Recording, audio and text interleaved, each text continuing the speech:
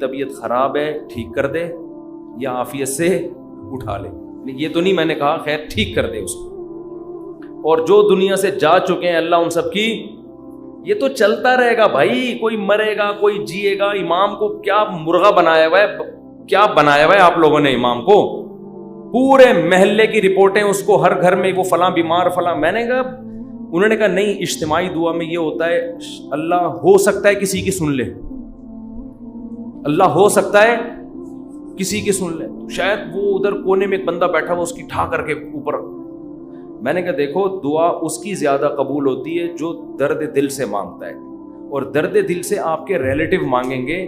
کسی کو کیا پتا کہ سجاد حلیم والا کون ہے, وسیم کباڑ والا کون ہے, سلیم گولے گنڈے والا کون ہے, اور شریف پنچر والا کون ہے, کسی کو کیا پتا یار. جب اس طرح دعائیں مانگیں گے لوگ کہیں گے اللہ ہے وہ ٹھیک کر دے, تیری مرضی, نہیں بھی کر تو کوئی اتنی بڑی ٹینشن والی بات نہیں ہے. آپ اپنے خاص محبت والے چاہنے والوں کو بتایا کرو. کوئی بزرگ ہیں جن سے تعلق ہے, یا امام سے خود کہہ دو کہ مفتی صاحب میرے فلاں کی طبیعت خراب ہے آپ دعا کر دیں, کیونکہ آپ کو عقیدت ہے امام صاحب سے شاید ان کی دعا, تو انسان کھڑے کھڑے وہی دعا کر دے. یہ سنت ہے. صحابہ نبی کے پاس آ کے یہ نہیں کہتے تھے کہ مسجد نبوی میں فلاں کے لیے دعا کروا دیں. صحابہ یہ کہتے تھے یا رسول اللہ آپ میرے لیے یہ دعا کر دیں. نبی اسی وقت کھڑے کھڑے ان کے لیے دعا کرتے تھے, اور بہت دفعہ سامنے قبول بھی ہو جاتی تھی. نبی صلی اللہ علیہ وسلم نے ایک دفعہ ارشاد فرمایا کہ میری امت کے 70,000 لوگ بغیر حساب کتاب کے جنت میں داخل ہوں گے جو اللہ پہ بہت زیادہ توکل کرتے تھے. تو ایک صحابی کھڑے ہوئے حضرت عکاشہ مجمع میں, انہوں نے کہا یا رسول اللہ میرے لیے دعا کر دیں, میں بھی انہی میں سے ہوں. یہ نہیں کہا یا رسول اللہ میرے لیے 27ویں رات کو سب کے سامنے دعا کروا دیے گا, بس یا رسول اللہ آپ میرے لیے بھی دعا کر دیں. آپ نے فرمایا اے اللہ اللہم اجعل عکاشۃ منہم, اے اللہ عکاشہ کو بھی ان لوگوں میں شامل کر دے. جب حضرت عکاشہ کی دعا نبی نے مانگی صحابہ کو تو جوش پیدا ہو گیا. ایک اور صحابی کھڑے ہوئے, یا رسول اللہ میرے لیے بھی دعا کر دیں کہ اللہ مجھے بھی ان میں سے کر دے. آپ نے فرمایا سبقک بہا عکاشہ, عکاشہ سبقت لے گئے. کیا مطلب, حدیث کا مفہوم کیا ہے کہ اللہ نے یہ فضیلت اس کے لیے رکھی تھی جو اس فضیلت پہ بہت زیادہ حریص ہو, اور یہ حرص عکاشہ میں ہے کیونکہ انہوں نے کسی اور کے کھڑے ہونے کا انتظار نہیں. یہ بذریعہ وہی نبی کو پتا چلا نا کہ یہ اللہ اسی کے لیے قبول کرے گا جو پہلے نمبر پہ کھڑا ہو کے دعا مانگے گا, دوسروں کے لیے آپشن نہیں ہے.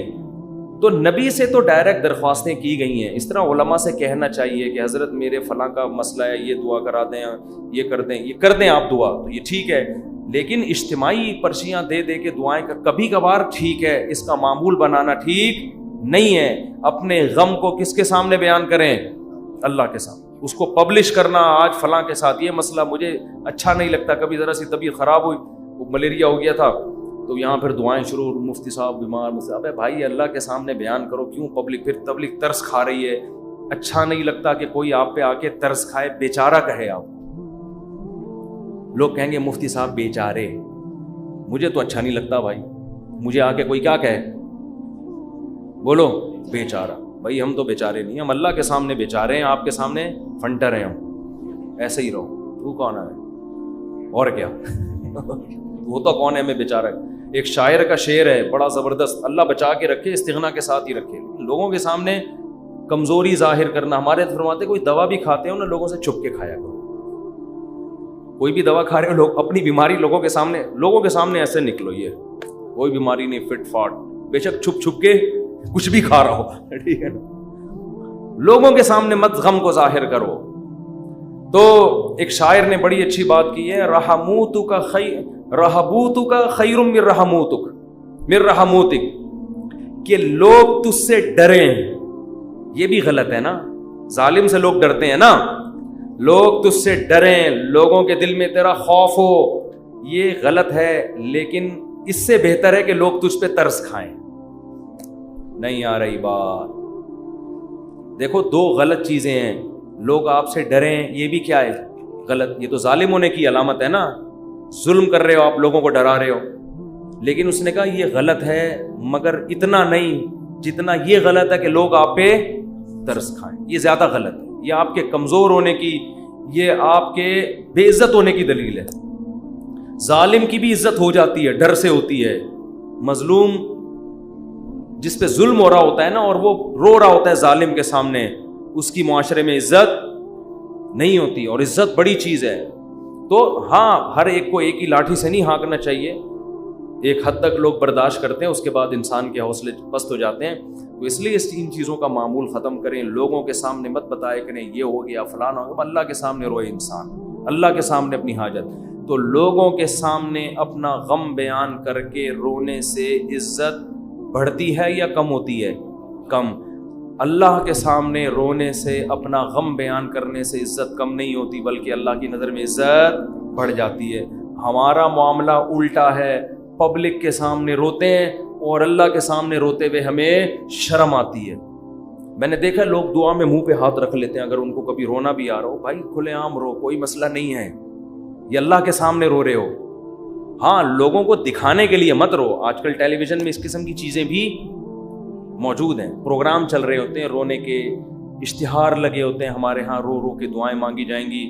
آدمی حیران ہوتا ہے, تم نے پہلے سے اشتہار لگا دیا اور بالفرض تمہیں رونا نہیں آیا تو پبلک کہے گی تم نے اعلان تو یہ کیا تھا رو رو کے دعائیں مانگی جائیں گی, کم بخت رو کیوں نہیں رہا ہے اب؟ تو یہ ناٹک اور یہ ڈرامے اللہ کو پسند نہیں ہے. اور کمال کی بات یہ ہے کہ ہمارے نبی نے فرمایا اللہ سے رو کے دعا مانگو, رونا نہ آئے تو ٹینشن کی بات نہیں ہے, رونے والی صورت بنا لو, انداز رونے والا ہو, اسٹائل رونے والا ہو, جیسے بھکاری مانگ رہے ہوتے ہیں.